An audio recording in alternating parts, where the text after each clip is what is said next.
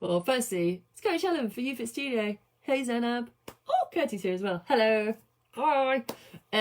So we're doing a bit of I'm doing a slight recap and also leading into tomorrow's episode as well in terms of people's behaviour and what is generally happening from an observatory, delay that word, point of view. There's a bit of I would say status quo, but there's a bit of what's the term to use? Static behaviour, I guess, is another way of trying to put it. Another way I would actually describe it is treading water, or a bit of a lack of movement to some degree. And it's almost as if the change of situation isn't necessarily having an impact on people. And by that I mean, for some people, they're not necessarily moving with the changes, whatever those changes may be. Now that might be that there's a change now in social situation, and that's perceived fear, etc. It might be as a change in employment situation, as in going to the office or not going to the office.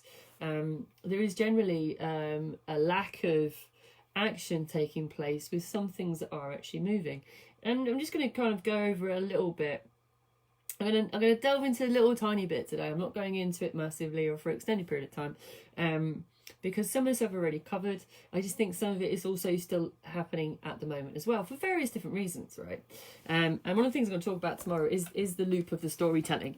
Now, there is a lot of storytelling happening at the moment, and a lot of that is, again, based on fear. Like, this is possibly what could happen, this is why I'm not going to do it, or the reason why I can't do this is things are different for me. And that's a one that comes up a lot. So things are different for me, and then there's usually a story that follows that puts somebody at a disadvantage in some way in their head, and that's a reason for them not to do things that others might be doing when they see them taking action. And that observation can apply to lots of things in life, for anything you think of. It's different for me, which is probably alive again itself. It's different for me is a reason why most things in life don't often get done for people, because they see themselves at a further disadvantage to others for the reasons they tell themselves, for the story that they tell themselves, for why that is happening or not happening. So it's definitely one I'm going to pick up tomorrow when I talk about stories, because I am tomorrow. Yeah, we're going back into stories, because I think that's one that does definitely deserve another look. I think part of the reason, just going back to this one today, part of the reason that is almost there's some frustration with people that things are not moving as fast as they want, and also they're hanging on to a different part of life. So it's almost as if they're not quite created the routine solidly. They're not almost committing to routine. I think that's the best way of putting it.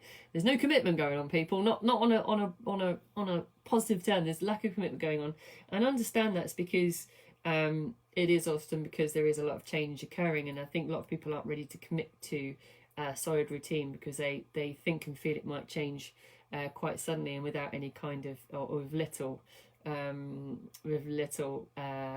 what's the word, notice that that's going to happen. So I think for some degree there is a fight between two worlds going on, I think is a way of putting it. It's like the old and the new. We're still not there. We're still in between. We're still straddling two worlds. And that is causing some people not to take action for lots of reasons, like the stories, and it's different for me's. And I think what a lot of us have to appreciate and understand is that actually this is how it is going to be now. This is the reality. I've heard it a couple of times where the pennies dropped with clients over the last week when they've just said, you know what, Helen, I've accepted that I have to take action because this is how it's going to be now. This is how my life is going to be. I'm going to be constantly moving. Routine is going to be constantly changing, and that is out of my control. There's not a lot I can do about that. What I can do is keep adapting and changing. And I think that's really the key point to make about this. And as I don't want to go into a massive amount of length on this today, but I was actually going to say that for people that are managing to move forward, what they're doing is actually partly is accepting the story that they're telling themselves isn't a reason to hold themselves back. Really, it's the case that they have to accept that this is how life is going to be, that they can't rely on a routine and plan a routine for the next 3 months or 4 months, because that routine is going to change potentially in 2 to 3 weeks for reasons out of their control, right, that they can't foresee.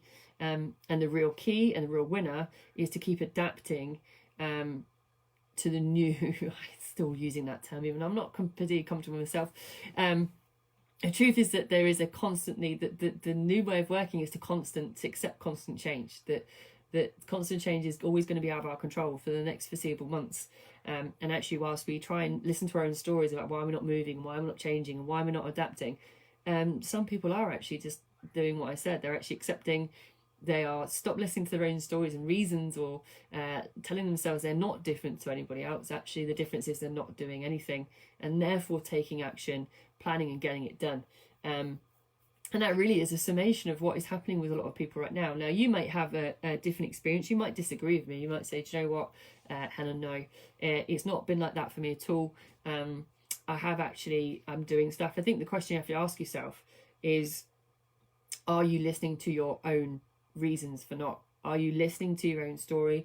Are you listening to your own justification that you're different from somebody else? Because we all got reasons to say we are. We've all got reasons to say it's different for me. I can't do it because it's different for me, because it could be anything, right? It can be I live with, so I can't. I have work is this, so I can't. I have travel, I can't. There's lots of reasons, right? We give justifications that we are different from the person next to us or the people we see doing something. And the reality is that we're not. It's just all about how we perceive our own way of working and adapting, right? That's the difference between us and them, right? If you want to use that terminology.